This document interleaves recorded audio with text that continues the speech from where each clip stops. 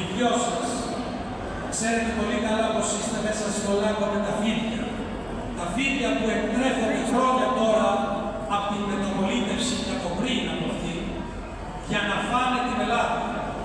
Και αυτοί είναι οι συνάδελφοί σας, οι υπήκοοι σε εκείνους οι οποίοι θέλουν την καταστροφή της χώρας μας. Γι' αυτό η παρουσία σας εδώ είναι πραγματικά τιμή για όλους μας, γιατί είσαστε και οι δυο σας εκείνοι που κάνετε την αντίσταση, ελπίζοντας στην ανάκαμψη με τη βοήθεια του Θεού και της Αγίας μας.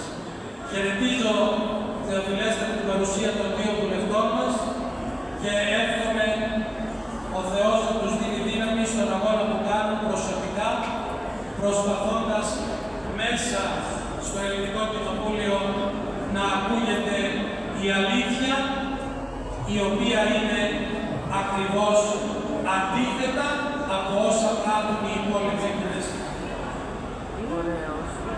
Κύριε Δήμαρχε, ευχαριστούμε για την βοήθειά σας στην προετοιμασία του πανηγυριού και παρακαλώ τις εντεταλμένες κυρίες να περιάγουν το δίσκο, ξεκινώντας από εμάς, και να σας προσκαλέσω όλους